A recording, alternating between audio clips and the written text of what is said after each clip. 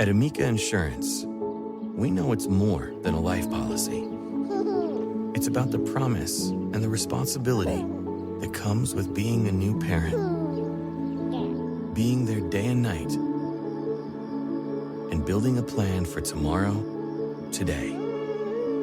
For the ones you'll always look out for, trust Amica Life Insurance.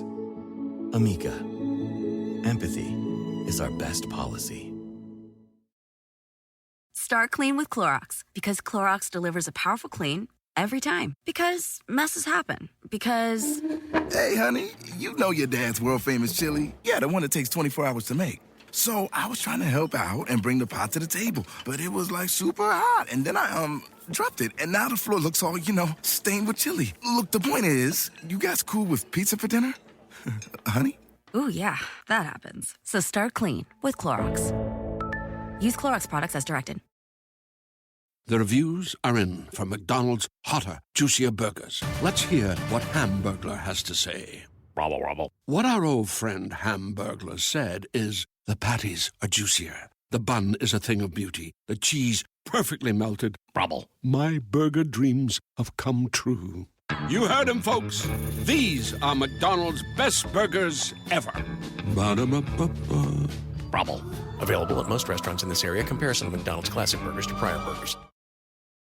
Luxury is meant to be livable. Discover the new leather collection at Ashley with premium quality leather sofas, recliners, and more, all built to last. No matter how many spills, scuffs, or pet-related mishaps come its way, the leather collection at Ashley is made with the durability you need for the whole family. Shop the new leather collection at Ashley and find chairs starting at $499.99 and sofas at $599.99. Ashley, for the love of home.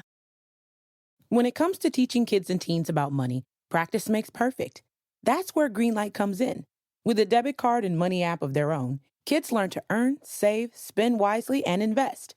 Parents send instant money transfers, create custom chores, and automate allowance, while kids track their spending, set savings goals, and practice money skills they can use today and for life. Get 1 month free when you sign up at greenlight.com/podcast.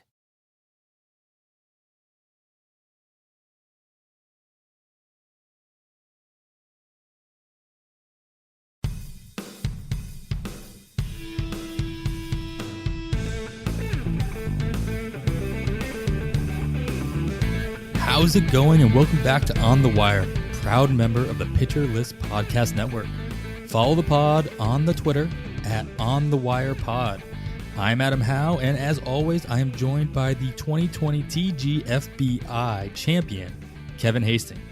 Kevin, I've been looking forward to this episode for a while. I'm glad we were able to get it going. And you know what? We couldn't wait a full week to record this episode, so here we go.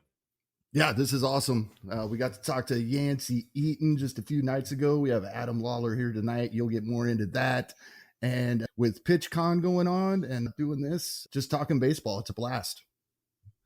Yeah, we see live baseball on TV if you so choose as well. It's a beautiful thing.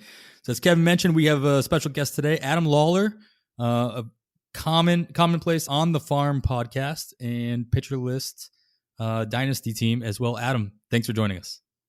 Hello, friends. Thanks for having me. I feel like I'm a small fish in a very big pond right now. This is very exciting. Thanks for having me. Yeah, you will come in. You'll be a much bigger fish as we continue the conversation, for sure. So today we are going to be talking about prospects, and mainly prospects that are going to be coming up, or we expect to come up and make a difference for your fantasy teams during the 2021 season. We'll get into more detail about that later. But Adam, I wanted you to let everybody know a little bit about your background, what brought you to Pitcher List, what you've done either within Pitcher List or outside of Pitcher List, what you currently do, and how long you've been watching prospects, analyzing them, and talk about your process. Yeah, came over to Pitcher List from writing at the Dynasty Guru for a couple of years. Those guys over there, excellent, great. Love the platform, love the people there. But I wanted to come over to Pitcher List because what an amazing community. What a great group of people that I get to work with and talk to all the time. Before COVID hit, I was working largely, you had mentioned before, in the Dynasty and prospect world. I was helping run the On the Farm podcast, and I would end up with being part of Pitcher List. I was able to get some media passes to the Durham Bulls group. So I was able to go in and interview players and go to BP and things like that. So it was really cool to be able to see players like Nick Solak before he really became a commonplace name. I got to see Ronald Acuna go out there and play before he became a big name, which was really interesting. Players like, because I'm a White Sox fan, so Yohan Moncada, being able to see him come up and play the game for the AAA Charlotte team. That was a lot of what I would do. I would go out there, report, interview players, get to know what was going on in the field there. That's what I did. COVID hit, my job took over. If you are on the Discord, you basically know me as the guy that's in the COVID-19 news right now. So I'm just in there letting people know what's going on and holding on for dear life, which I think a couple more months and maybe things will be in the clear. So now basically I write in the background and get a message from Andy every couple of weeks saying, please finish writing your article. So that's me. Hey, Andy, I'm working on it. I promise. It's almost done. But that's me. That's it. You're being put to work right now, so that's good. Working for us, so that helps. Yeah. All right, awesome. I'm extremely happy to have you. So today, like I said, we're going to talk about some prospects. We're only going to be talking about guys that have no Major League Baseball experience. So we're not going to be talking about the Clark Schmidts of the world, the Joe Adells, even the Alex Kirilloffs. We're going to talk about guys that have no experience that should be getting called up 2021. And how much you should be setting aside in your fab to bid on them during the season, what kind of impact they might make or might not make. We're looking at the Nicky Lopez's of the world versus the Yordan Alvarez's of the world. So before we dive into that, though, we're going to hit our first topic. We're going to hit up our moving targets of the week. So these are some of our favorite late round picks in your typical 12-team, 15-team roto draft. And these are guys that are currently going post 350 ADP in the NFBC. So players that are not always getting drafted. They're getting drafted in the drafting holes of 50 rounders, stuff like that. But they very well might not get drafted in a typical roto league. So they might be widely available, but we think that they could be really useful at the very least in the first couple weeks of the season. And if everything turns out right, maybe a lot longer. So Kevin, I'm gonna go to you for your pick. And I think you got a pitcher for me. Who you got? Yeah, I shouldn't have went first because people might stop listening when they hear this name.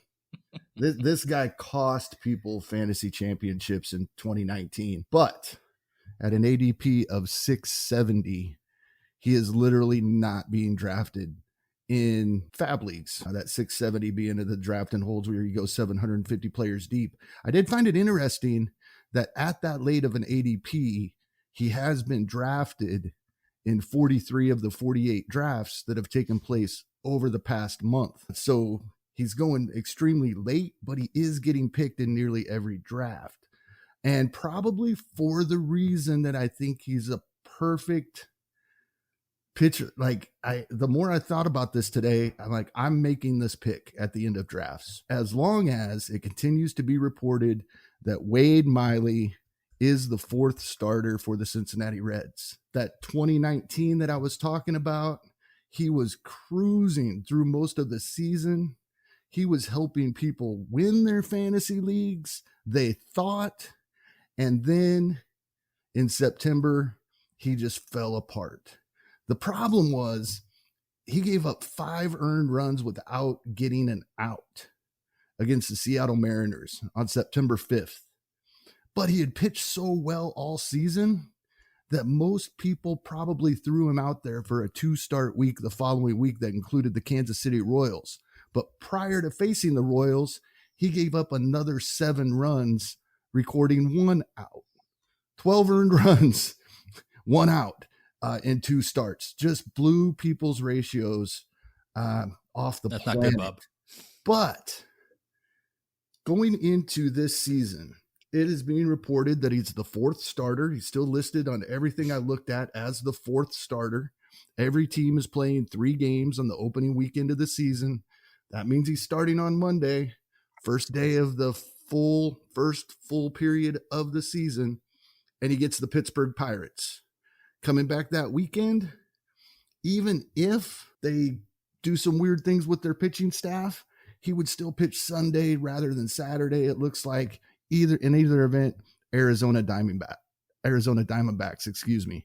So 2 great matchups for a guy other than 1 month in the last 3 seasons has been a very good pitcher. Of course, we didn't see much of him last year with injuries. Adam, you and I have talked before, getting to see a guy before the end of the season. He had 2 relief appearances, 1 inning each appearance, 1 hit, 1 walk, 1 strikeout. At least we saw him back out there. So Wade Miley, I'm going to pull this move. I'm going to draft him and start him that first full week of the season in some leagues.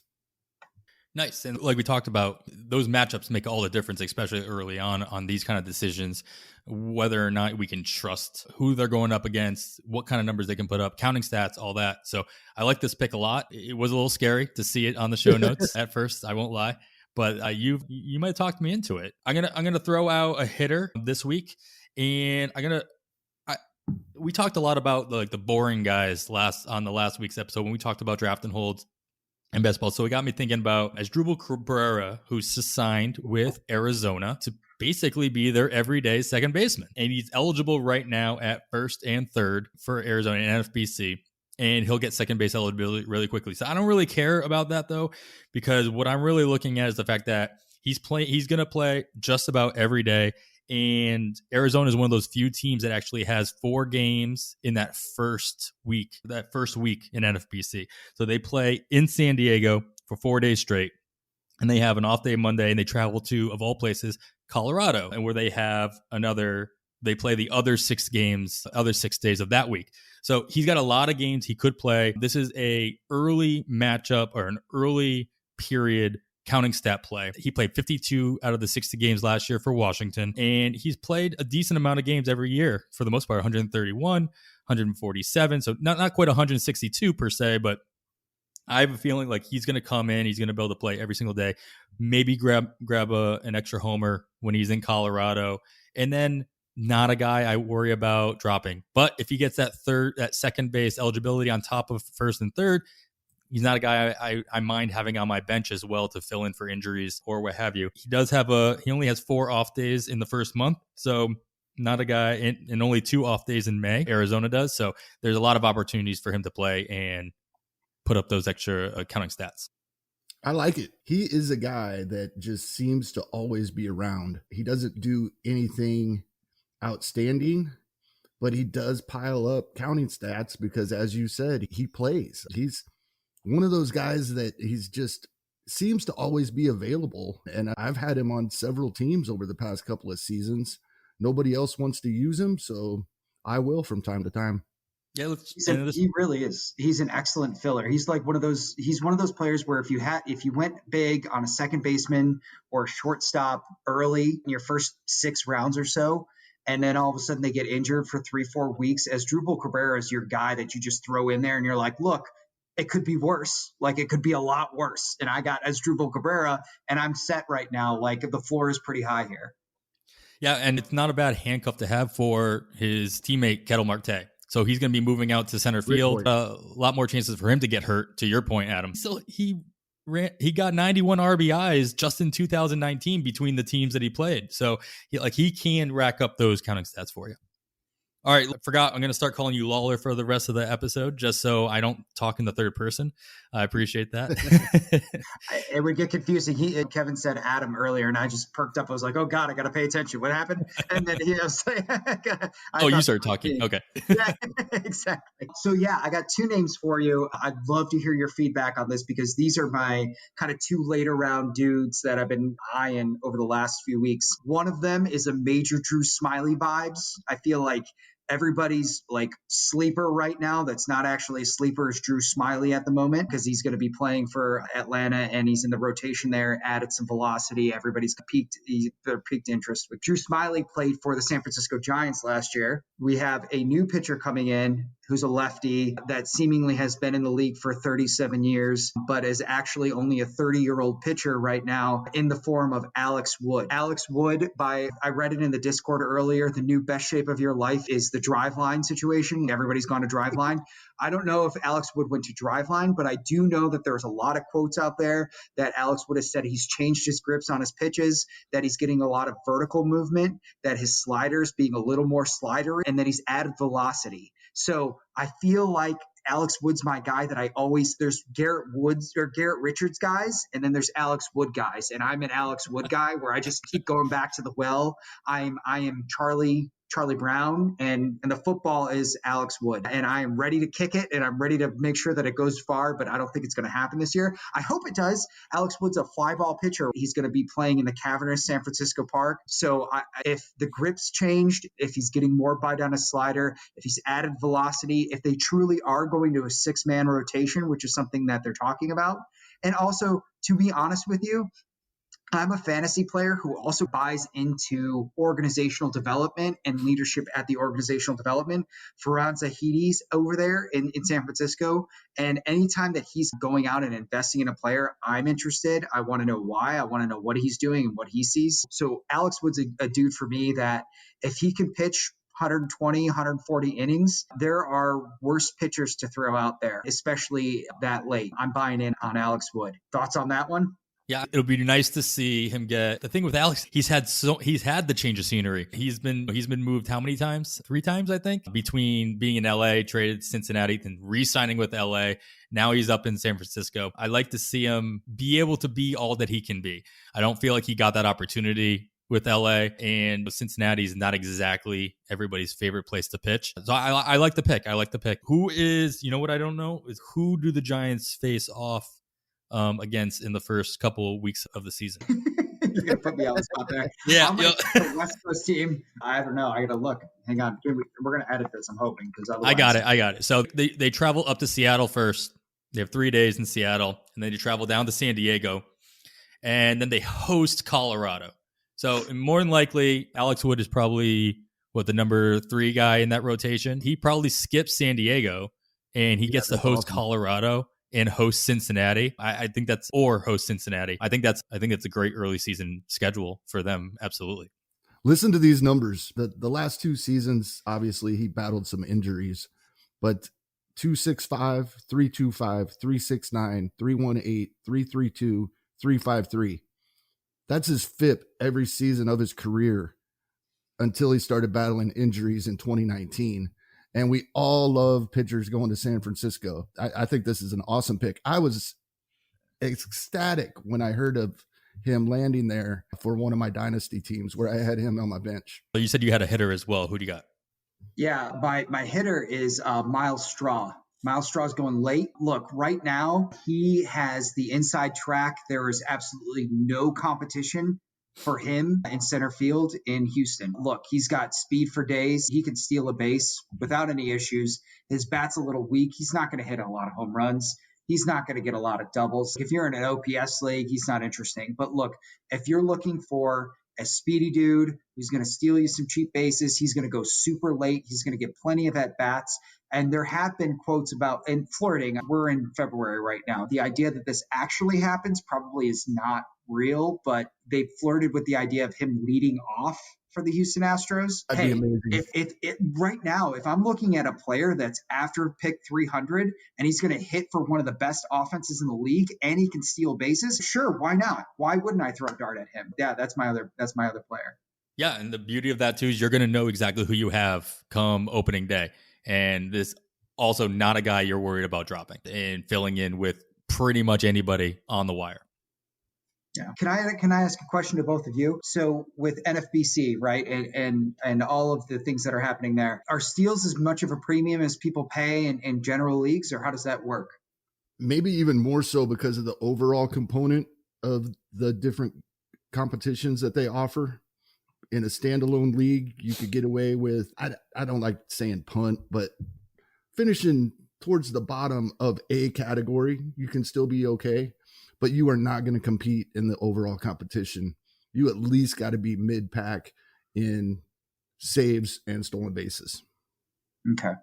Yeah, so I mean, that kind of emphasizes this idea that Myles Straw is not going to, even if you punted in most of your positions, if you're drafting Myles Straw to be your last outfielder, there's worse things that can happen. He can buoy you and put you into at least the bottom third in that situation, or the upper part of the bottom third. I don't know if that makes sense to anybody. But Yeah, and Houston is no longer a team that is quote, quote, afraid to run. They've always had this moniker that they just won't run, and that may be more attached to AJ Hinch than it is to Dusty Baker. That's something to keep an eye on. All right, so let's get to the meat and potatoes of what we're here to talk about. But I think, Kevin, you brought this up earlier and before we started recording, and I'll let you take it. But Kevin had an interesting question to pose.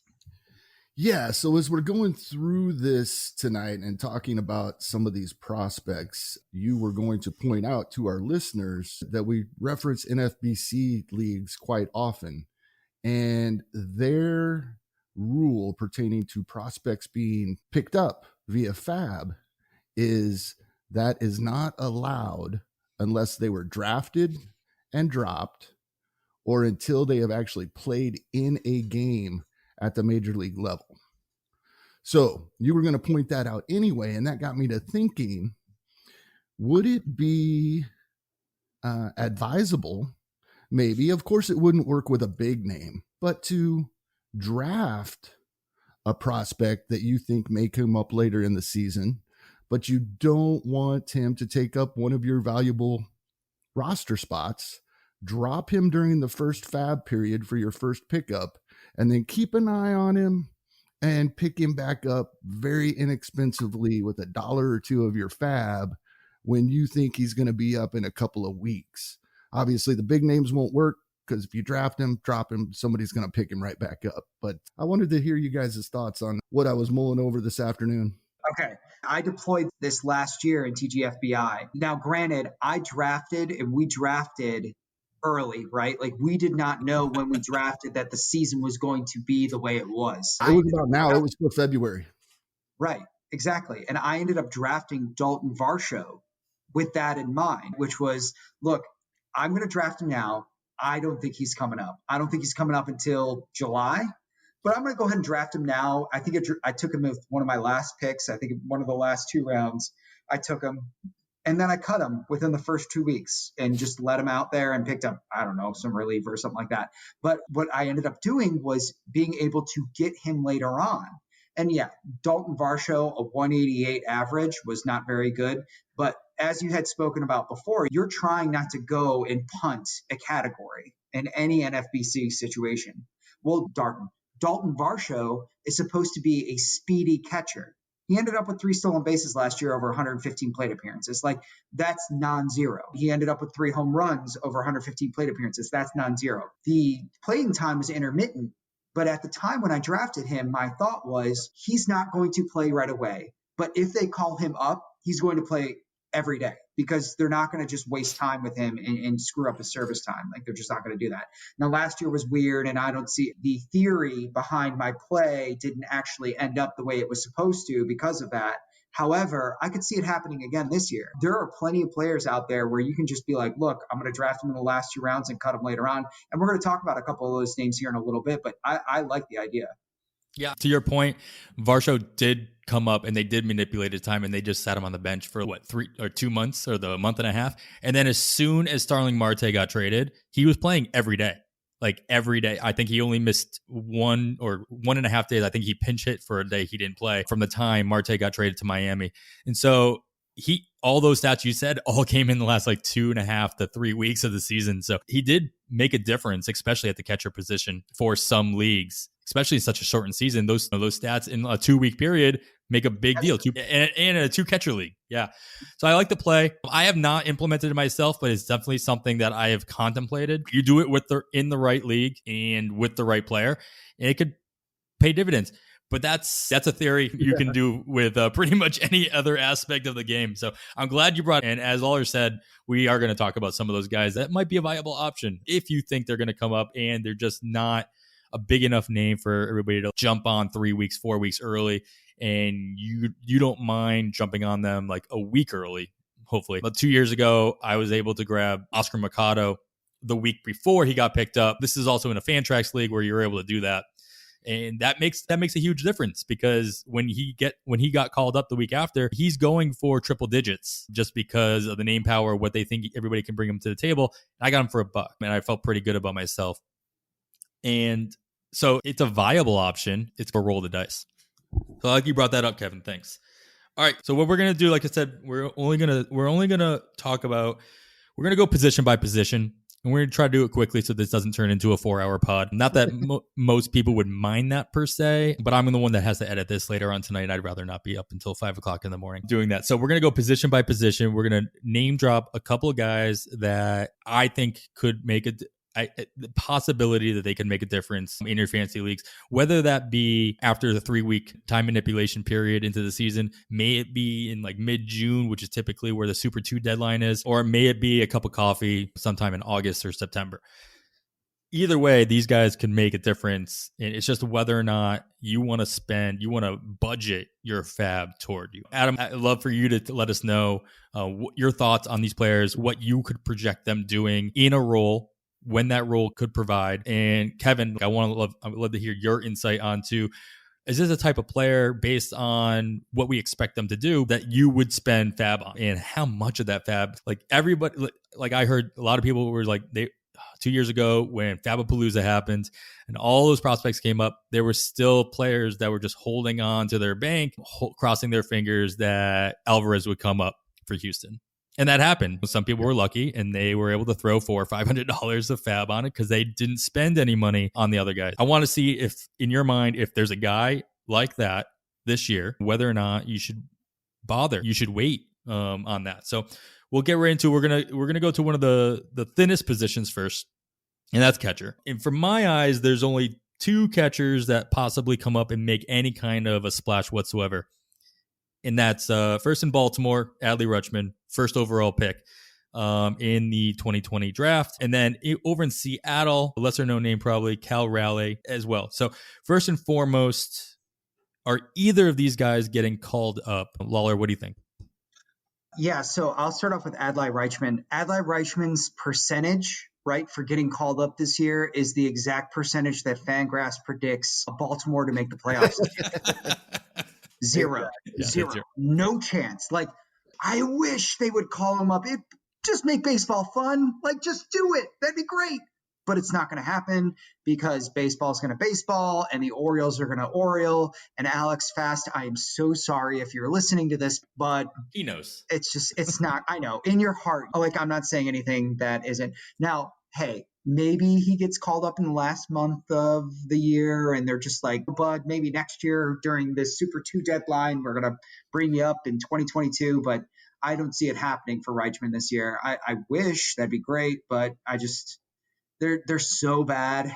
They're so bad that I don't know a world in which they're good enough to let Rutschman come up and eat up his service time. So hey, he might be one of those players that Kevin goes out and drafts in the last round because he has the last pick and I'm just going to draft him. And if he comes up later on in September and I'm in the hunt, I can snatch him up for cheap, maybe, but I don't know. Kevin, have you seen him getting drafted in any of the draft and hold or best balls that you've been doing? In a few, really late. And I agree with Lawler 100%. If we see him at all, it will be in September. And at that point, how much is he really going to help you? And at that point, I'm down to my budget on my fab. If I'm going to do any exorbitant spending, by then I'm caught up and I'm on budget because the last couple of weeks of the season, I am going to have some fab left. So I wouldn't be on him at that point, even if he comes right up 1st of September. Yeah, to be honest, he probably does more good to the organization down in the minors, working with some of the pitchers that we're going to talk about a little bit later, DL Hall, Grayson Rodriguez, and really getting that repertoire down with them, or the rapport down with them as well. That's a great point. All right, we'll move right along the diamond to first base, and there's a couple of. Sorry. Do you want to talk about Raleigh just really quick? Really quick. I will say he's interesting in the fact that I could see him getting called up this year. I see him getting called up probably around July, especially when some of these other pitchers that he's been working with super closely in the Seattle organization come up and they really start throwing innings. Raleigh is is seemingly everything that I've read is like the consummate catcher, like the catcher's catcher, like the pitcher's catcher kind of guy. Like he's just in there. He's learning everything about the organization and every single arm that's in that organization. And he's really just a workhorse kind of dude. So I see him coming up whenever the other pitchers come up, because Seattle's on the precipice of making their push with some of these other names that we're going to talk about pretty soon. I like him in that aspect of things.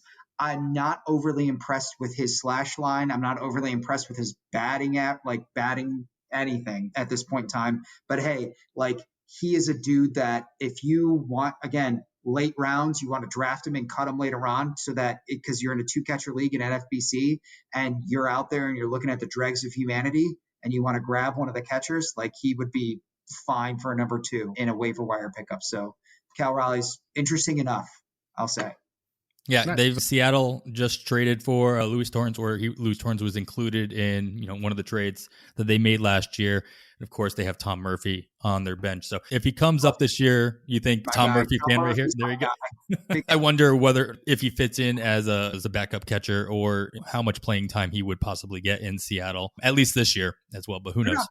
They're not married to Tom Murphy, right? Like, it's not like they're heavily invested in him. So if the season's gone to malarkey, then I guess I could see Cal Raleigh being a dude that's just going to come out there and learn with the pitchers. They're just going to give him the freedom to go ahead and try to learn that group, so that in 2022 they're really making their push. They're a little more polished. And he's coming up with all those guys as well. Same thing I talked about with Adley. He's coming up with the Kirbys and the Hancocks and what have you. So if they come up, he probably comes up right, with them as well. All right, moving on to first base. Over in Boston, we have Triston Casas. And Lawler, you need to correct me if I get any of these names wrong. You've already pronounced 2 different names differently than me. These guys a lot better than I do, so please put me in my place. And then Andrew Vaughn in Chicago for the White Sox. So my question is, everything I keep hearing is that there's no reason why Vaughn won't come up this year, and it won't be early. And if he doesn't sign a long-term contract, Robert did, and Eloy did, that it'll just be a matter of the Chris Bryant treatment, and he comes up 3 weeks into the season. So my question about Vaughn first is, what are the chances that on May 1st, Andrew Vaughn is the White Sox DH? 100%. Or first base? 100%. I'm glad I drafted him. So first things first, it's Luis Robert. So I want you to know that, because I wish it would be Robert. Because it sounds a lot sexier. And you just see him with a shirt off and you're like, yeah, that's Luis Robert. Actually. Yeah.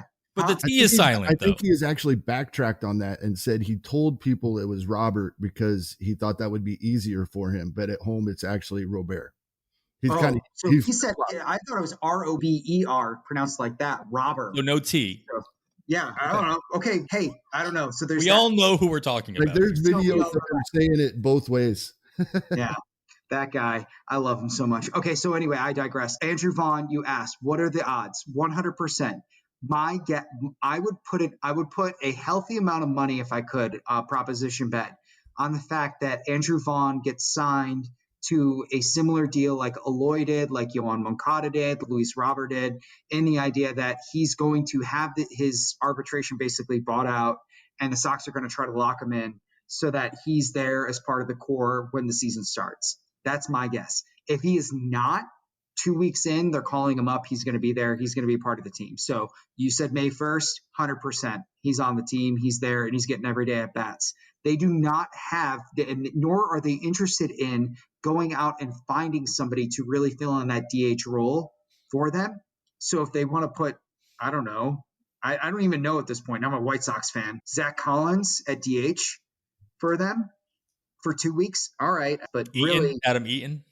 No, he's going to play right field or left field. Or Eloy then. No, he's going to play the other one. He's going to play right. Yeah. And he's going to butcher right field, and he's going to be out there doing his thing. But Jose Abreu is going to play first, and Andrew Vaughn and Jose Abreu will rotate between first base and DH. That's going to happen. I'm so confident about that. I think Andrew Vaughn's going to be up, and I think he's going to rake. I think he's a top 12 first baseman for any league, pretty much moving ahead. He's a big, strong man. He's got a very good eye. He's somebody that Travis got me into when we were podcasting a couple of months ago. So Kevin, with that in mind, Andrew Vaughn is currently going in the last month of drafts, around 331 ADP. He's the 34th first base eligible player in NFBC. After Lawler's comments, like, he's not going to be a guy that you're going to be able to fab if the majority of people out there are as confident as he is. So in your mind, if you knew if what he said was fact, if we knew that right now, where does he get bumped up in ADP? Like I said, he's the 34th first base eligible player. He's going 331 right now. That news comes out today. Where do you think he jumps up? I just want to look here real quick at just first base ADP, and I always filter my dates, so that's what's taking me a second here. So I got last month, and I'm just using the online. I'm just using the OCs. Right, because that's the 12 teamers. So that's Correct. Perfect for what we're in the fab leagues talking about here. Yeah. Right now, the first baseman going above him are CJ Cron, Tommy LaStella. He's jumping. Well, CJ Cron is a whole nother story. He's going to. That's a whole different podcast, right? But they may go together. But I think Vaughn would probably end up on top of Cron, although they both go up the list. Hunter Dozier. I'm putting him in because I love Vaughn's bat as well. And if we knew this for fact, I think he's a top 150 overall player. He's right there in that Anthony Rizzo, Mike Moustakas, Ryan Mountcastle range of first baseman right now. Absolutely. I 100% agree with you, Kevin. Right in there. That's the perfect segment of names right there. If you really want him to get in draft now, then, because exactly. he's not going anywhere near that spot. When he was saying how certain he was that Vaughn will be up and playing on May 1st, I was wishing, because I think the more likely scenario of that happening is that they sign him. And it was making me wish that all my drafts would happen right now before that happens. The beauty of him coming up even just like 3 weeks in, and this was going along, this was happening when Vlad came up as well, is that you can still draft him at 300, knowing in your mind that he's going to come up and just be able to backfill in for 3 weeks with somebody else. So you're not losing those stat categories. You're getting somebody else to just backfill that position in, knowing that you're going to be able to put Vaughn in. So I think regardless, even if you're as confident, even if May 1st is his first day, 330 is much too late. I'm just saying, Rick Hahn is the GM of the White Sox. Like, I follow the White Sox very closely. He's basically telegraphed and said, I would not be surprised for him to get the same treatment that Eloy and Luis Robert got the last couple of years. Yeah, as long as he's willing. Yeah, as long as he's willing to sign it. Well, his minimum pick over the last month in the online championships is 250. And any drafts going forward, I will be looking to draft him ahead of that. There you go. Nice. All right. Now in Boston, you have Triston Casas, and I've heard his Casas. Well, you correct me when it's your turn to talk. First round draft pick, 26th overall in 2018, spent most of 2019 in A-ball. He finished the season with a late promotion to high A, 20 home runs and exactly 500 plate appearances with a 256 average and a 23.6% K rate. So the question about him is there much of a reason to see the Red Sox call him up this season? They've been calling up some players that I didn't think that they necessarily were going to call up when they did, whether that be Chavez, or is there a reason that they call him up this season beyond a possible September cup of coffee? I will say, being from the Midwest, from Chicago area, it's Casas. I got like a hard A on that, so I don't know if that's right or not. It just might be my inflection. But Triston Casas, with that set, right? Like, maybe. What do we got? We got Mitch Moreland over there. Moreland signed with Oakland. Yeah. Well, what's going on with Fangraphs then?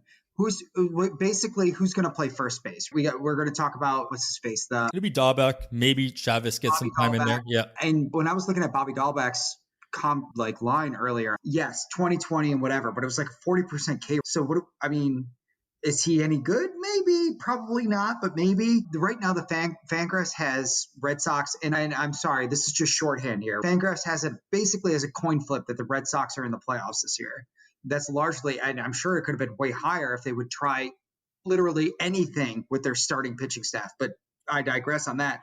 And we'll just focus on the fact that they have a pretty good lineup.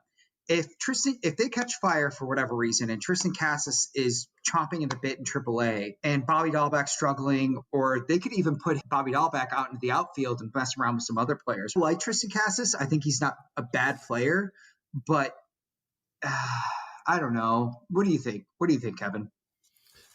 I think it depends on how their season is going. Like you said, their lineup is pretty darn good, especially if you get a bounce back from JD Martinez. I like their lineup. We know that all pitchers are an injury risk. All of the Red Sox pitchers are an extreme injury risk.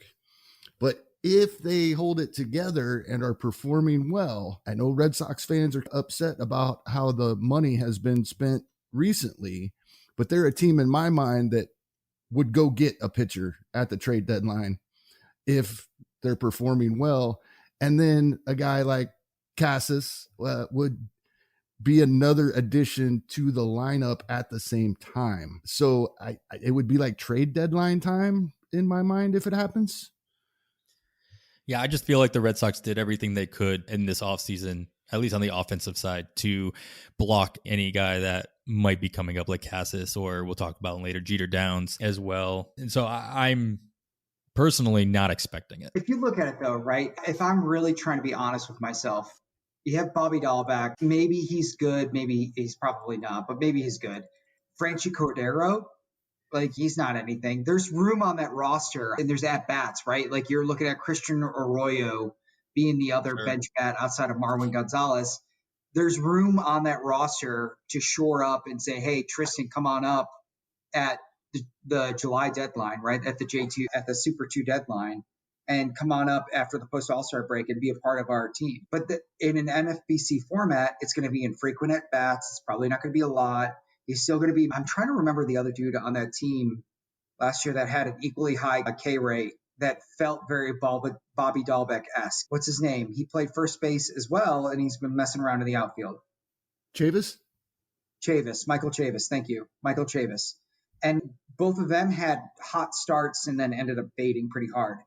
But either one of them could play the outfield. So Casas probably could too as well. There's enough bats to go around where Franchi Cordero isn't really stopping anybody from being the dude. Like now we're going to talk about another name in a little bit, in Jarren Duran, who might be that kind of fixture instead of Casas. So, yeah.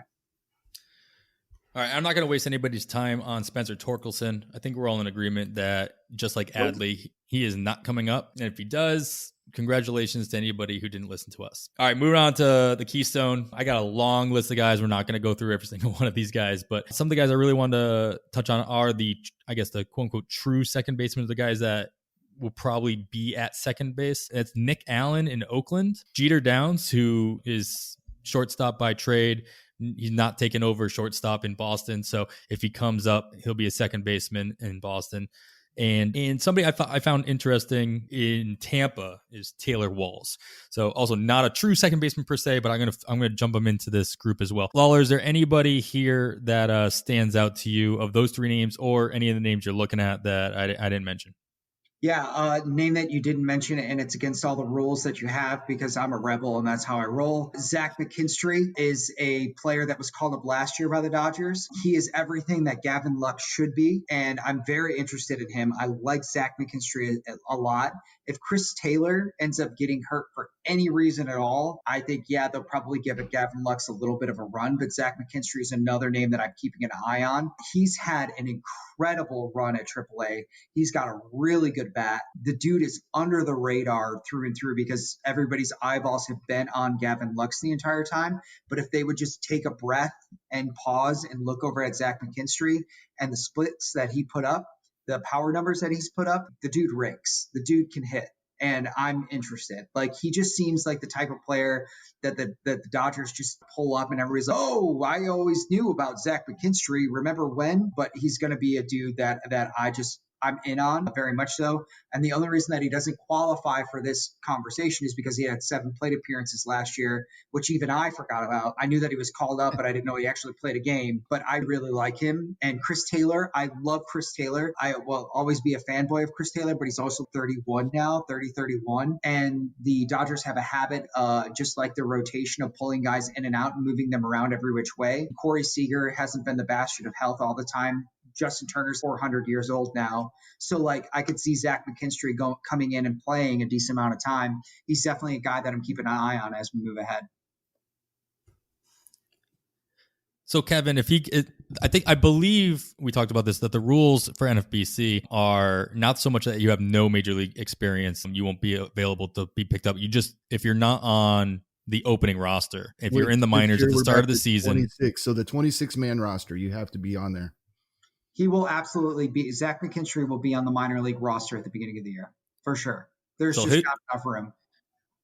So with that in mind, is McKinstry somebody that you'd be interested in holding out hope for, or to spend your fab on during the season?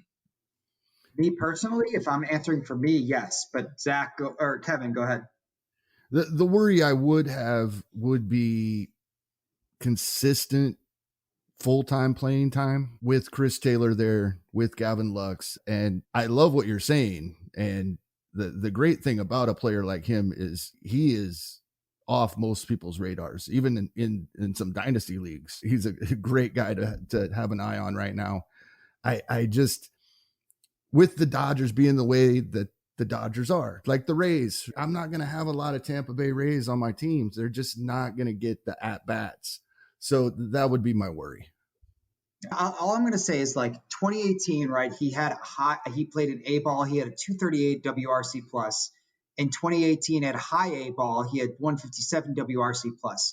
He started off in he ended 2018 in Double A with a 44 WRC plus, which was bad. It was over over 87 plate appearances. He came back in 2019, had almost 400 plate appearances at 126 WRC plus, then went into AAA and had 177 WRC plus. The dude just, like I'm saying, like, he just rakes. I'm not going to sit there and read all the slash lines to you. I'm just using WRC plus as shorthand for the listeners. But take a minute, go to his Fangraphs page, just look at Zach McKinstry a little bit. You will see the dude hits the ball. And I felt the same way about Nick Solak. I felt the same way about the dude out in San Diego that I can't recall his name right now because you put me on the spot and I can't remember his name. But Jake Cronenworth, same type of situation where those dudes just give me a feeling where I'm like, he can hit. The guy can hit. And Zach McKinstry can hit the darn ball. He's definitely a guy that I'm flagging. And if you're in an FBC, like I said, you're in the last pick and you're like, hey, I want to throw a dart out there for whomever. This is a dude that you draft, you let go of, and then you keep an eye on him, you flag him for later on in the year. Or if Taylor gets hurt, you just grab him. So the things he has going against him in NFBC, first and foremost, his ADP in the last month in Draft Champions Leagues is 744. So he's definitely available. You can definitely get him pretty easily. But the thing is that he's UT only in NFBC at this moment. And I know he can play multiple positions, but he only qualifies currently at the UT position. So it'll take him a few games to get in there and actually qualify for anything within that's those 7 on your field appearances because he played last season. So and didn't qualify at a position. So that hurts him for this year. Unfortunate. Fine, you guys. Just rain on my parade. No, it's good. It's good. This is why we brought you. Yeah. No, go ahead. We're such good hosts to our guest. Adam, you wanted to talk about Zach Walls. Educate me. Talk to me about Zach Walls. We'll talk about Taylor Walls instead, if that's Taylor okay. Walls. Yeah. That guy too. Well, I'm going to educate you. Oh, this is going to be fun. Taylor Walls, the reason why Taylor Walls interests me is just the fact that he does play multiple positions. I'm curious. He is only eligible at shortstop in NFBC right now, also going around the 734 mark. So very easy to get.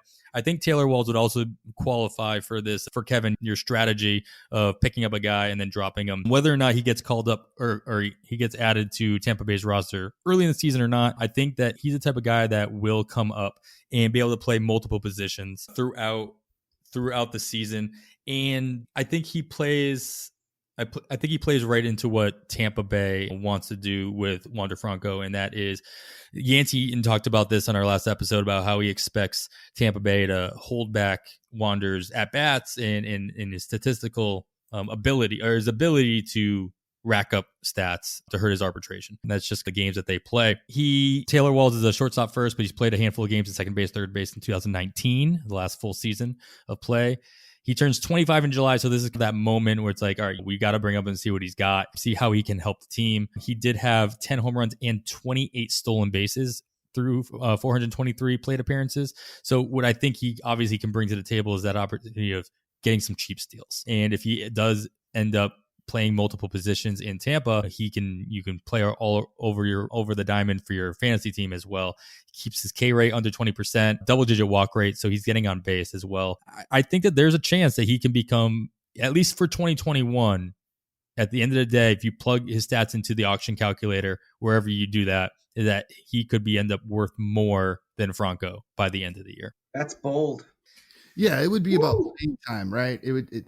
He's the type of guy that I see teams that are, and more of them are operating the way the Rays do and how they manipulate the time. The elite prospects aren't going to be playing as quickly as some of their second and third tier guys. They'd rather give them the time. Exactly what you're saying, Adam. So if he does get some plate appearances, those stolen bases will be intriguing because, and that's all there is to it. Like, people will probably spend, I don't think he's one of the triple digit fab guys, but people will spend fab on him if he gets called up, plays a game, just for the prospect of those stolen bases. So the only other guy on this list that I mentioned was Jeter Downs in Boston. Like I said before, personally, I think that Boston did what they could do to keep him down. He might not be kept down all season. He has done everything in his power while with the Dodgers organization to prove that he's ready, or at least is really close. He ended 2019 in Double-A after spending most of the season in High A for the Dodgers. 24 home runs, 24 stolen bases, and 535 plate appearances with a 276 average, and kept his strikeout percentage under 20%. This is right before he got traded for a guy named Mookie Betts to the Red Sox. I think he is the future of the Keystone in Boston. Are you guys expecting, Kevin, I'll go to you actually. Do you expect to see him up? And if so, do you see him playing every day worth the fab? I think it takes an injury, but that's not all that unlikely with Franchi Cordero sitting out there in the outfield, and then Kike Hernandez moving to outfield, and all of a sudden second base is open. I could see that scenario being fairly likely. I like Franchi Cordero more than Lawler does. I was excited when the Royals traded for him from San Diego as a Royals fan. However, he's never been able to stay healthy. Yeah. How many games did you get to see him in a jersey? I think it was like 2. His 2 home run game in the last week of the season. That was great. Now he's gone. But I see a path here. Unfortunately, I think it takes that injury. And then so everybody, he will be one of the guys that goes for a high fab amount, because there will be several people in each league that want him at that time. All right. I'm going to keep going, move right over the bag, and right to the shortstop position. So we touched on Wander Franco. Everybody expects him to be up. I don't expect him to be up, probably not until after the Super 2 deadline, personally. There's a chance that I'm wrong, and I hope I do, because I have him in a couple leagues personally. But besides him, straight shortstops. Now, a lot of the guys we talked about on the second base would be eligible at shortstop, or have at least played the position. But I'm going to focus on the 2019 AFL MVP Royce Lewis, and then O'Neal Cruz over in Pittsburgh. So first and foremost, actually, my question about Royce Lewis is whether or not did the signing of Simmons in Minnesota kind of block him for a full year, or did he play enough time, at least in the fall league, at new positions to get him comfortable up to play different positions in Minnesota? Lawler, do you have any insight on that? It's a weird situation in Minnesota, right? Jorge Polanco's not bad, and he's a good glove. Like I know we're fantasy centric and we focus on the bat a lot, and yeah, rightfully so. And Jorge Polanco's bat's not bad either, but his glove's really good. And they went out and signed a Gold Glover shortstop to come in and play. I don't know. Yeah, I mean, maybe he comes up and he plays.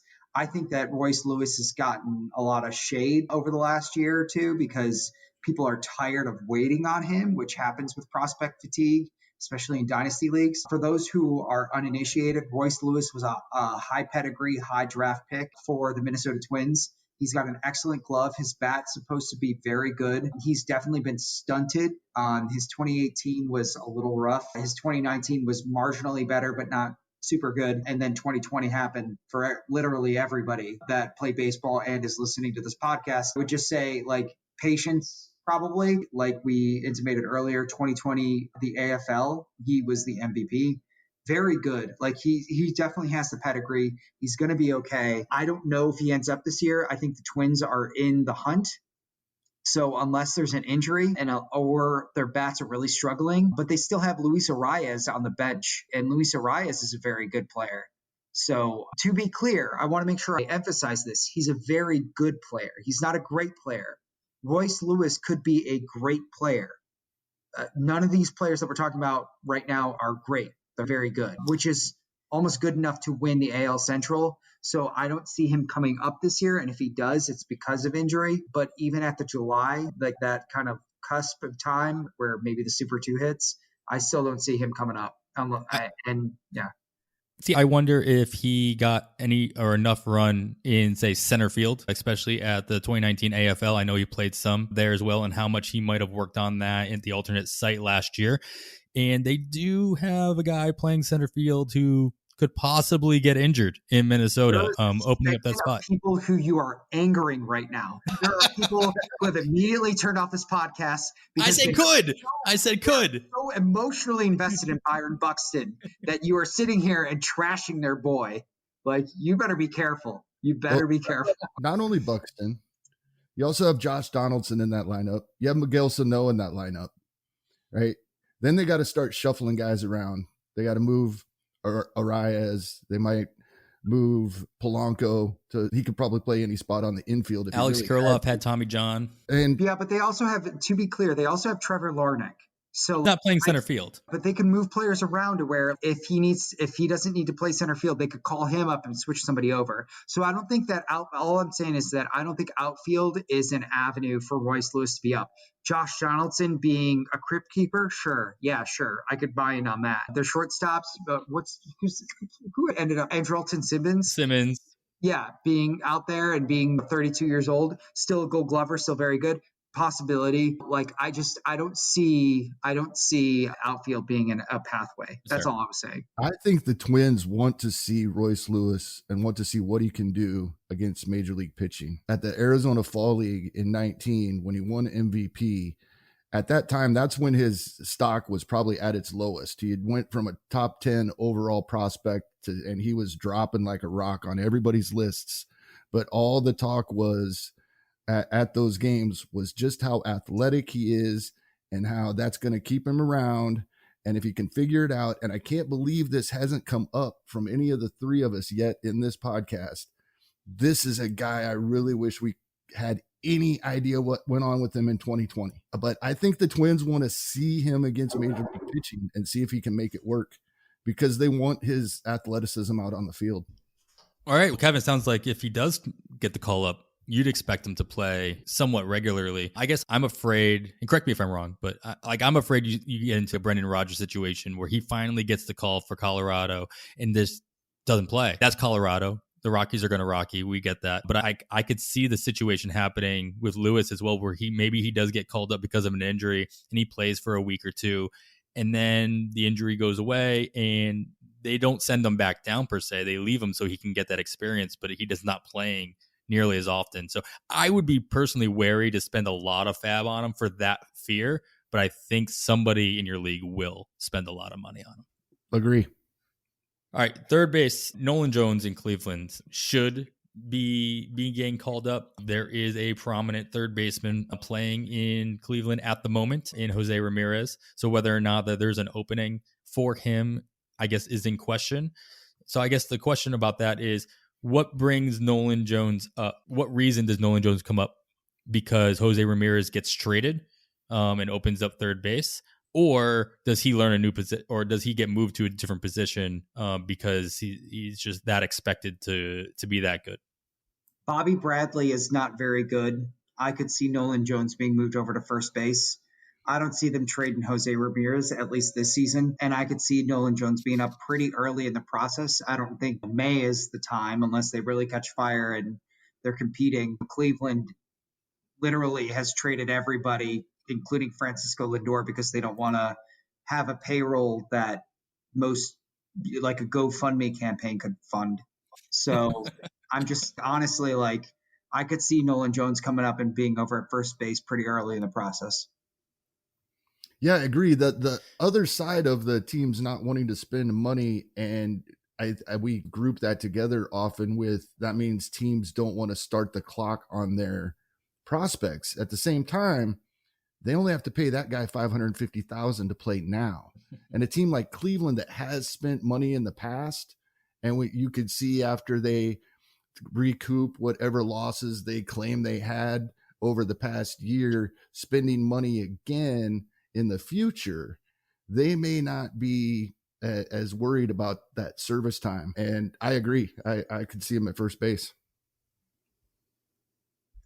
All right, and a couple other options at the hot corner. Nolan Gorman is not going to play the hot corner. I think we all are aware of that. But there's a possibility. Why? What happened? I don't want to spoil anything for you, but there's already reports that he's going to be working out at second base, both at spring training and then into the season as well. So there's a possibility he'd be eligible at third base this season if he were to get called up, and then he would get, second base eligibility on top of that. The other guy I'm interested in a little bit is Josh Jung over in Texas. It seems as though the Rangers are making room for him to get bumped up. Are either one of these guys of interest? Do you think either one of these guys are getting called up anytime soon? Lawler, what do you think? Yeah, I hate Rougned Odor. Just cannot stand him. It's just all bad. And he's on his last leg, right? They basically moved him off of second so that Nick Solak could play there. Truth be told, Nick Solak's a butcher with the glove. That's why they put Nick Solak at second, and that's why Rougned Odor is at third. But I just don't see Rougned Odor really stopping Josh Jung if he sets the world on fire. The GM's already come out in Texas and said, unless it's scorched earth and Josh Jung is that hot, he's not coming up to start the season or anytime soon. Texas really isn't competing this year, so there's no real reason to bring Josh Jung up early. That said, if he's doing really well, him and Sherten Apostle are both third base, interesting for third base. Sherten Apostle got some run last year. He was way too early to be brought up into the MLB. I'm just a Sherten Apostle apologist, but I'm just going to go ahead and say that Rougned Odor will not stop Josh Jung if he is tearing up the minor leagues early, which he might, because he's a very polished college bat out of Texas Tech, I think. And I really like Josh Jung. I really do. And again, one of those players that, hey, I'm in the late rounds, I'm going to draft him and cut him because I don't think he's going to make the major league roster, but I do think he'll be up later in the season. Definitely a player that I'm interested in. So, Kevin, if he is, let's just say that we get that scorched earth that Lawler's talking about, is this a type of profile that you're going to be interested in filling in either in one of your corner spots, or even possibly if you're like me and you waited way too long to get a third baseman in your draft, is this somebody that you'd spend a lot of fab on to fill that hole? A lot of fab, that's relative to what's going on at the time, what your budget is, how you've been keeping to that throughout the season. But unlike many of the other guys we talked about, when all three of us have had concerns with different players about what their playing time would be, if and when he comes up, he's playing every day, I would think. So that makes him more valuable, and I would be willing to go a little extra fab for that reason.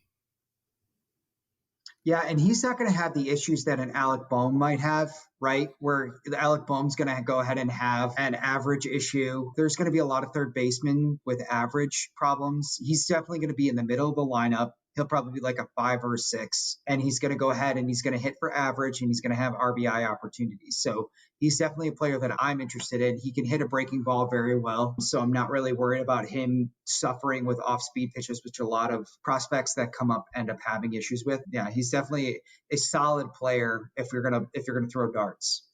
Nice. All right, and we're gonna due to that playing time, I might consider trying to stash for a while. I don't like to do that with more than one guy. Usually you don't get to use them before you have to drop them anyway.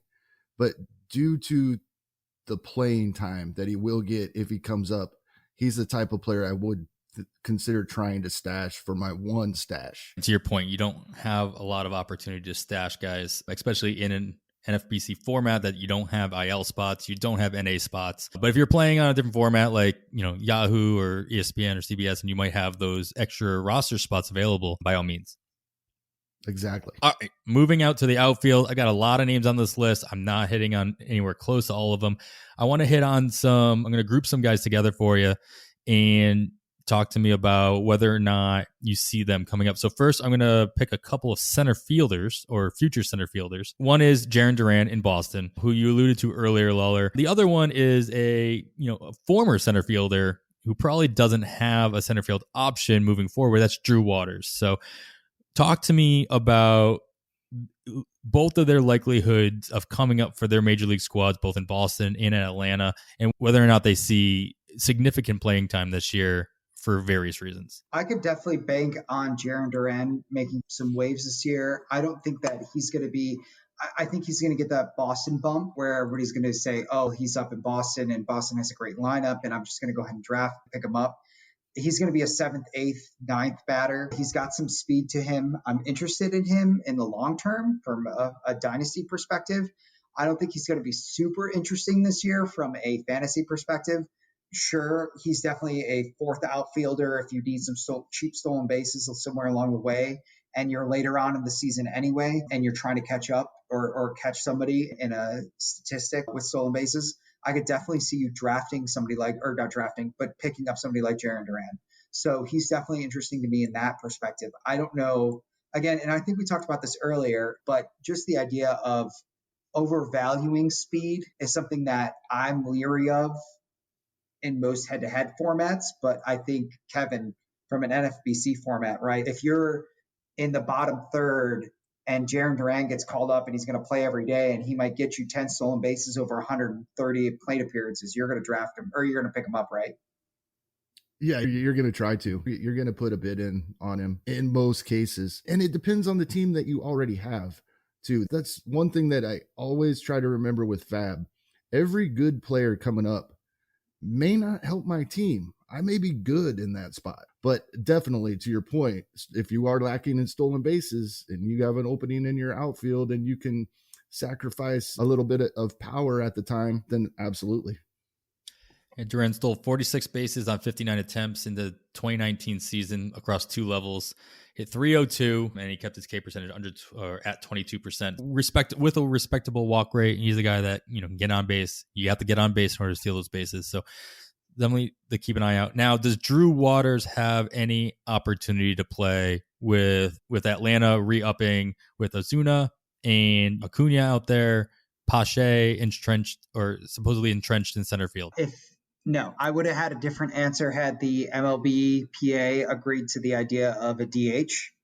But now that there's not going to be a DH in the NL, I don't see it really happening. I think Christian Pache's glove in center field is going to immediately be one of the best in the league. Ronald Acuna is who he is, and they just put a ton of money into Marcell Ozuna. I think he has 13% of the payroll now. Barring an injury, no, I don't see them bringing up Drew Waters to be a 4th outfielder.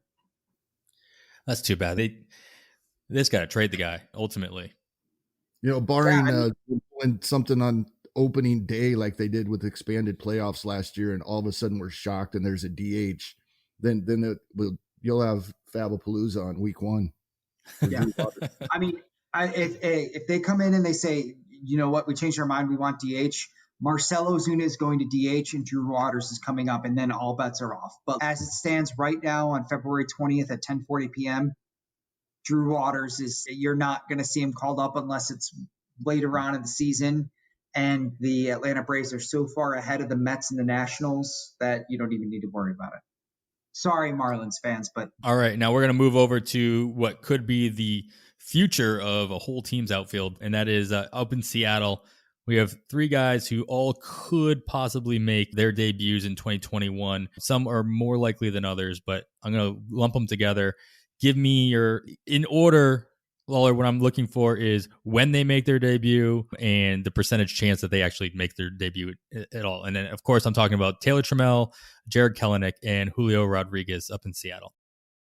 This is a head and a heart situation, right? What I want to happen and what I believe will happen are two totally different things. So I have to separate that from who I am. So let's first go over the outfield for the current Seattle Mariners situation, right? You have left field Jose Marmelos. Okay. And then you have Kyle Lewis. So I love Kyle Lewis. I think he's going to be fine. I love Mitch Haniger.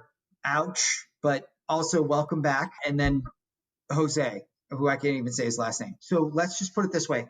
The left field situation is tenuous at best. Shed Long isn't stopping anybody. Braden Bishop certainly isn't stopping anybody on the bench. With that said, Jared Kelenic and Julio Rodriguez, I could see up being in short order. I could see them being there really quick. Ty Francis playing DH. He could obviously move to third base if they want to trade Kyle Seager. So there's a lot of moving parts here on what they want to do. All of that to say, all of this lynches on what they're doing with Kyle Seager. Kyle Seager seems like he's staying, and he's got a pretty hefty contract. I don't think too many people are going to take it on. So if he stays, that inevitably stunts the growth of what's going to happen in the future. Kyle Lewis is the future, right? Like he's going to be a part of it. And I'm not sure about Mitch Haniger and how much he's going to struggle coming back. But if Kyle Seager's gone, I could see Taylor Tramell, I could see Jared Kelenic, and I could see Julio Rodriguez up in short order because I could see Ty France moving to third base, and I could see the DH spot opening up. Of those three, who do I see coming up first? I see Taylor Tramell coming up first. I see him struggling. I see him not doing super well to begin with. I see him being a dude that's going to take some time to really adjust to the whole situation, and him end up being a fourth outfielder probably. And then I see them calling up either Jared Kelenic or Julio Rodriguez. My heart says Julio Rodriguez. My head says Jared Kelenic. That's where I'm at with that. It's a messy situation right now. I can't look into my crystal ball and say anything with confidence, but I don't know if that helps or if you want to rephrase your question. No, so Kevin, Jared Kelenic is going about 228 right now in, I think these are draft champion leagues that I'm looking at right now. That still plays in an OC as well. So first and foremost, are you drafting him in your drafts with the expectation that he does get an early call up? Because if what Lawler's saying is correct, like he is the guy you would hold that hammer for with your fab. And it's tough because I would love to have him on my team. And there are a lot of people out there talking that they believe he's the Chris Bryant treatment that you referred to earlier. That's when he's coming. And Ian Kahn on his podcast, the acquisition of Rafael Montero, the fact that they went to get a closer, showing that they want to win games right now, that I agree with that. Why would you go get a closer if you weren't planning on trying to win? But that's 15th round in a 15-team league. That's early for a guy that we might not see for a few months. So I have not yet, but I'm intrigued. Can I push back on that a little bit? I know that we got a long podcast going here, but let's just talk about NFBC and Rafael Montero. Of the closers that are going, where does Rafael Montero fall? Montero is, 171 overall ADP. He's going, Devin Williams, for at least relievers going around him. Devin Williams is going right before him. Alex Colomé is going right before him. And following them, as far as relievers go, I'm not seeing another reliever for a little bit. So something somewhere between the 13th and 17th best closer? That's probably true. Yeah, the problem with it just brings some pitchers. I get what you're saying, right? Kevin, I hear what you're saying. And Ian's a smart dude. I love Ian. But Rafael Montero is the flag that says, hey, we're competing this year. I don't know. I got some questions about that. I just don't see Rafael Montero being like, oh, we're all in this year. It's not like they went out and signed, I forget even who the best, Liam Hendricks. It's not like they went ahead and did that. I don't think from the perspective that they went and got a top 5 closer at all, but from the perspective that why would you give up any assets at all for a closer if you weren't planning on trying to win? I think it's more from that direction. Okay. And Montero still has time on his contract, if I'm not believe as well. So it's not even just a 2021 play per se. He'll still be an asset in 2022 when, in theory, all these guys come up in the outfield on their in their lineup. On top of that, all those pitching prospects, which we'll hit up in a minute, come up and maybe get their feet wet toward the end of this year, and then maybe they're a little bit more comfortable in 2022. Maybe they see that their window in 2022 is wide open. Who knows? Yeah. My guess is that Taylor Tramell gets called up first. He struggles. Then Jared Kelenic gets called up. Julio Rodriguez gets called up eventually. Yeah, the injury over the winter, does that affect that? Does that somewhat delays Julio a little bit? Yeah.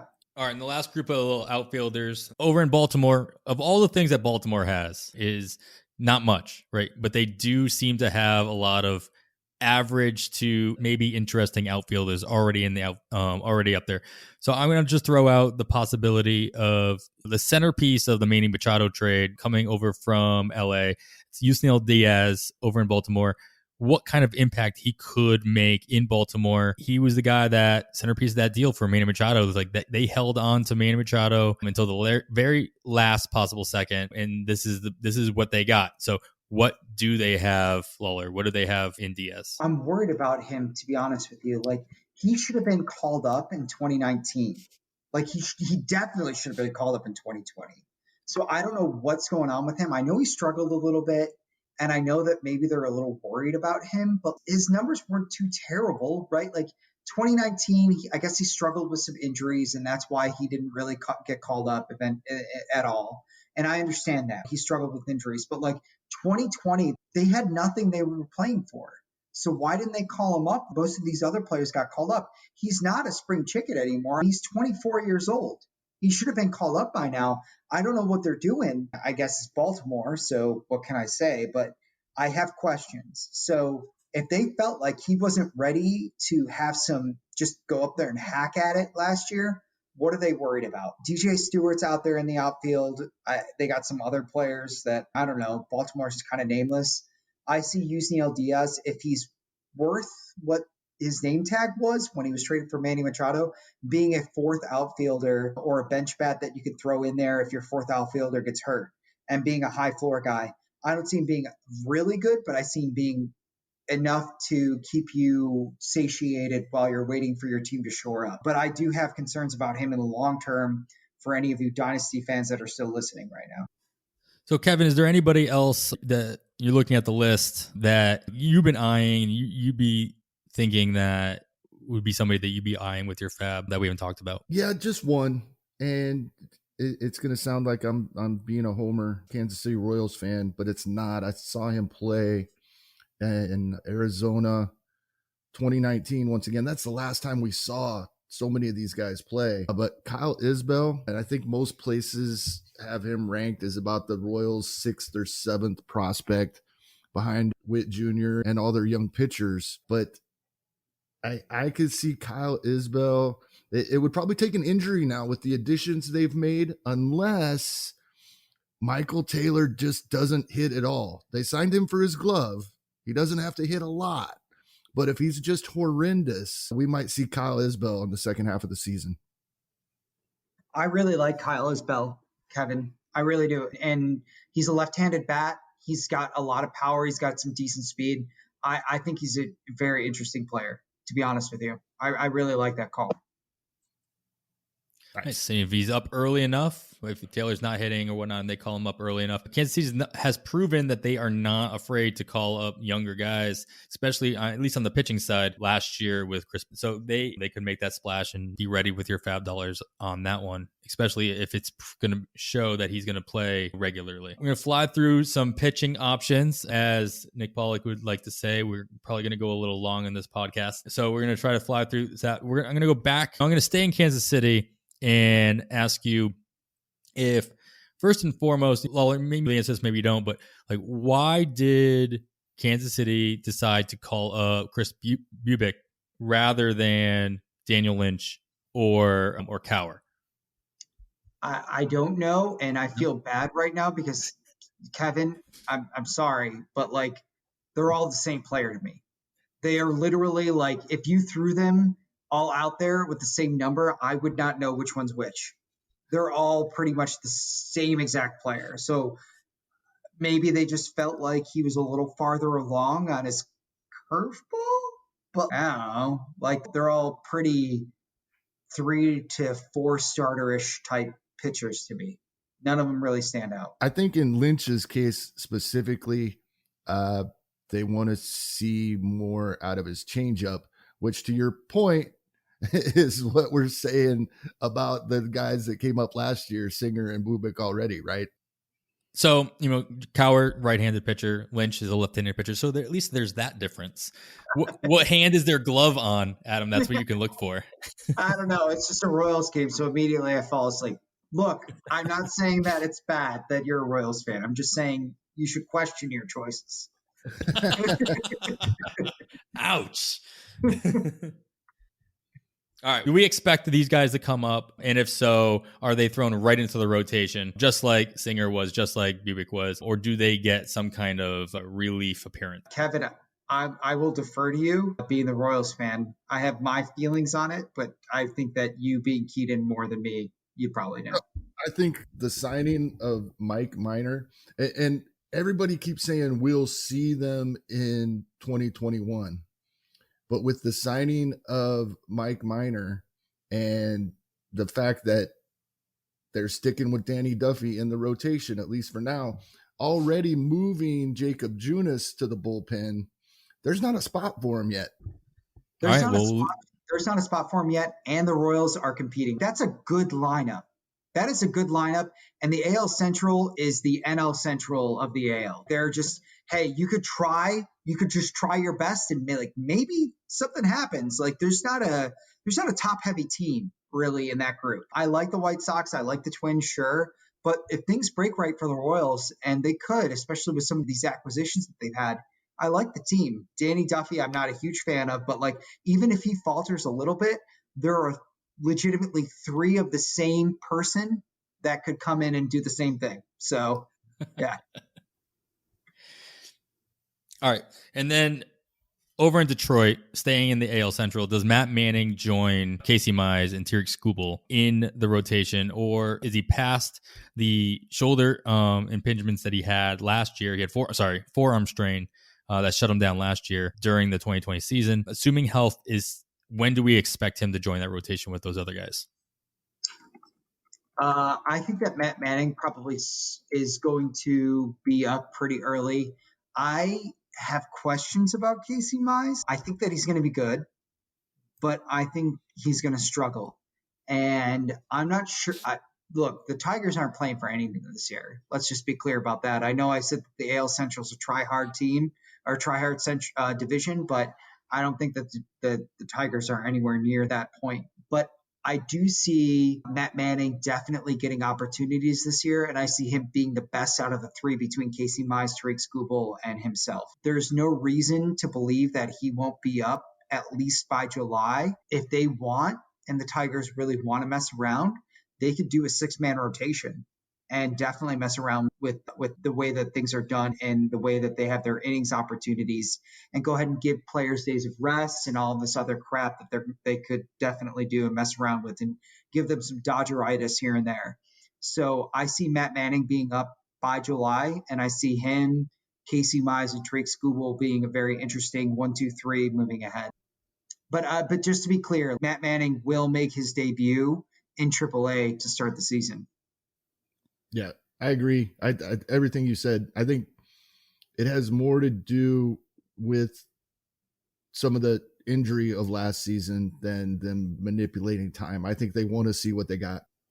All right, we'll keep an eye on him as he gets called up. Going back to Seattle to get your input on a trio of pitchers for them, whether or not they get called up. and what kind of impact they could make. Of course, I'm talking about George Kirby, recent drafted Emerson Hancock, and Logan Gilbert. I think the expectation, at least everywhere I've heard, is that Gilbert will be the first one up, but Kirby has just as much of an opportunity to come up. Lawler, what are your thoughts on that? I don't have much to add beyond the fact of the obvious. Logan Gilbert will absolutely be up this year. He will definitely pitch. I think he's probably more of an August call-up than he is a July call-up or earlier. To be honest with you, I just don't see Seattle competing this year. So that would be the only hinge on that. If they were competing and they were in the middle of it, yeah, if they want to call him up before July, sure. But I think him being an August, September call-up is a definitive yes, it's going to happen. And he's a cheap waiver wire pickup for you later on. I do not see Emerson Hancock being up this year. I just don't. I think he's more of a 2022 play. And then that's pretty much it. I think if you're going to buy in on any pitcher this year for Seattle, it's going to be Logan Gilbert. So if you are going to buy in on him, Kevin, even if he comes up later, like after the All-Star break, what kind of impact do you think that he could make on your roster? This is going to be a pitcher, so obviously there's a little bit different value than getting a hitter and plugging him into your lineup where he plays maybe a little bit more regularly, especially if he's going to play every 5 or even every 6 days, because Seattle's already said that they're going to do a 6-man rotation. That was exactly where I was going. I'll set you up. I'll let you continue my sentence then. That's what's going to be really interesting to see with a lot of these teams that start out with a 6-man rotation. As things happen throughout the season, are they going to attempt to continue all 162 games with that 6-man rotation? If they start having guys suffer injuries, bad performance, are they going to stick with it? And I hate to say, I don't know is the answer here until we see how that's going to work with some of these 6-man rotations. For everything we hear about him, he would be great to add to a roster at that point in the season. I don't think anybody makes it that deep into a fantasy baseball season with 6 or 7 guys you can throw out there every week that you would say are all better than Logan Gilbert. So he would be a nice addition. Really want to see how that's working with that rotation though. Yeah. And just to add on to all of that, I know that people like Emerson Hancock and I know people like George Kirby. If we were talking Dynasty podcast, sure. Like I love them. I think that they're going to be great. 2022, 2023 type pitchers, sure. But if you want the typical Seattle, like the hipster pick, go ahead and keep an eye on LJ Newsome as well. He is your barista's favorite pitcher. And that's who I go to. That's who I go to for all my fantasy advice. All right. I'm going to move over to Minnesota. I got 2 guys in there that might make their debut. I think we're going to end on these guys as well, unless you guys want to chime in on anybody we're missing. But that is John Duran, right-handed pitcher from Minnesota, split time between high A and double A during the 2019 season, posting a K rate just shy of 30%. And then Jordan Blazovic, another right-hander, was in full season A ball and then high A ball. He struck out 129 of 381 batters with the strikeout rate just shy of 34%. The question I have for the pair is, do either of these guys sniff the rotation or are they just destined for bullpen? What do you think? Oh, sure. Yeah, I absolutely think that they're going to get a shot at the rotation this year. If you just straight up look at the Twins rotation this year, truth be told, I think Kenta Maeda will get his opportunity to finally shine in the sun, which I'm thrilled about. Go for it, Kenta. Rock on, my man. But then you also have Michael Pineda and J.A. Happ, 2 players that I have questions about just in general. I think, how old's J.A. Happ now? Like 44, 45? I somewhere in there, somewhere like in his late 30s, early 40s. Not in cheek there, but like also Matt Shoemaker, who is somewhat made of some sort of glass. God, that poor man. But like seriously, like we're talking about 2 guys who are older, and Michael Pineda, who have had a history of injury issues. So I could definitely see some rotation of starting pitchers coming through, whether it's Lewis Thorpe, whether it's Devin Smeltzer, but I do Johan Duran, and I definitely think Dakota Chalmers should get a shot too. Jordan Blazovic would be the sexy pick for sure. He is definitely way more interesting than any of the names that I just mentioned. But yeah, I definitely see Blazovic getting an opportunity this year to show what he's got, and especially with a competitive team like the Minnesota Twins. So Kevin, with guys like this who have, such high K rate potential, even at the major league level, if either one of them are up in the rotation mid-season, like how much do you expect them to go for in any random league as far as FAB goes? Quite a bit, because I think you're also talking about going to a good team that brings more possibilities for wins into the equation, not just the strikeouts. And when you look at Maeda, Barrios, and then 3 huge question marks and a great bullpen. And we know they're trying to win. They have the same lineup that set the whole-time home run record in 2019. I think we'll see it, and it's going to cost, though. So could I ask a question really quick, Kevin? If you were to say, I brought up Alex Wood earlier. Alex Wood's going to pitch like a high 3, low 4 ERA. He's going to have maybe a 9 K to 9 ratio. And he maybe has 150 to 160 innings pitched, 160 innings top end. If you were going to get Jordan Balazovic at 10 K per 9 and maybe a high 3, but it's only going to be 120 innings pitched, where are you going to go? Oh, but right now, Alex Wood. I'm taking Alex Wood right now. Yeah. For sure. But in the season, if you were left with one of the two, where would you go? Knowing that each one was going to pitch the same amount. They would get about the same amount of innings. Yeah. That would be tough. I am such an Alex Wood fan. If he's healthy, Alex Wood's a great pitcher. And if he's still pitching at that point in the season, I'll stick with Alex Wood. Okay. Especially in that ballpark. Nice. All right, you guys, there's a long list of players that we did not get to. We are not going to get to them, but I'm going to give you guys one last chance to say your piece on any of them that we didn't talk about, or just stump speech for them, whether or not you think they're going to come up, they're going to provide value, and the guys that you are looking for. And if they don't exist, they don't exist. Kevin, I'll go with you first. Do you see anybody on the list you want to point out? I typed in earlier with Kyle Isbel. I think I'm good. I hate to count too much on any of these guys, and it took us a long time into this podcast before we talked about we haven't seen these guys play for over a year, close to 2 years. It's going to be really hard to have too strong of opinion on many of them. Yeah, I'm good with what we did. Prospect guys aren't going to care how long this podcast was either. Dynasty players, they love long talks about prospects. I'll say my one throw in here that it's not a starting pitcher and not a saves guy, not a closer, Garrett Crochet. If you want to go ahead and get a multi-inning, high K dude, he's going to be your player. He's going to be your Josh Hader of this year, of 2021. The dude just throws heat and his off-speed stuff, everything that's coming out of camp right now. Everything is just nasty. I know he had a forearm issue or flexor or bicep issue last offseason, but the Sox have already committed to him being a bullpen guy. Do not expect him to be a starter this year, but everything points to him being a multi-inning fireman who's just going to rake this year. Nice. And obviously he got a little bit of run last year as well in their bullpen. So he's already shown what he can do at that level. So it's a nice call out.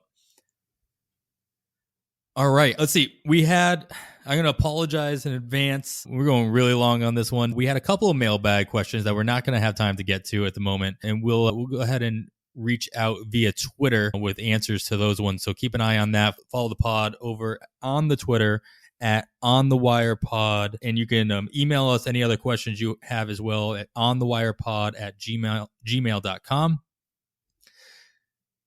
Guys, this was a lot of fun. I got to learn a lot more things about these guys that I thought might be calling up. I got some cold water thrown on a bunch of them as well, so I appreciate that. That's always really helpful. And Adam, I want to give you an extra shout out for making the time last second to jump on the pod. I know you reached out to me really a couple months ago saying that, hey, yeah, I'll jump on the pod whenever you want. Just let me know. Just give me some notice. And I gave you 36-hour notice, and you're like, yeah, I'll make it work. So thanks for that. I'm glad to be here, man. I really appreciate talking to both of you. You guys are brilliant, and I love the opportunity to be here to talk baseball. So thanks. I'm going to give an extra shout out to us as well on the Twitter. If you follow at Baseball Pods, make sure you keep an eye out for us on that one. We did make it into their 2021 baseball podcast bracket. I believe we go up against the Sleeper and the Bust, so that's a tall order, but we're just really excited and honored to be part of it. This is our third overall episode as well. I know, Kevin, you feel the same way about that. Yeah, third episode versus 900 episodes. What do we have to lose, man? Who's the Sleeper and the Bust? I've never even heard it good. Jason Collette. Yeah, it's a couple of guys. They've been doing it for a while. Pretty good at it. I feel like we're the waiver wire of podcasts, and waiver wires tend to win your championships. So just there we go. That way. I'm going to use that as the blurb. I'll use that as our stump speech to get more votes. I appreciate it. Thank you. All right. On behalf of Adam Lawler, you can read his work when he finally gets it done. Andy, he's working on it, I promise, over at pitcherlist.com. And you can hear his voice over on, every once in a while, on the Farm podcast as well. So look for us and On the Farm and all the other Pitcher List Podcast Network members, wherever you get your podcast. For Kevin Hastings, I am Adam Howe, and with that, we bid you goodbye. 5 weeks to Fab, everybody.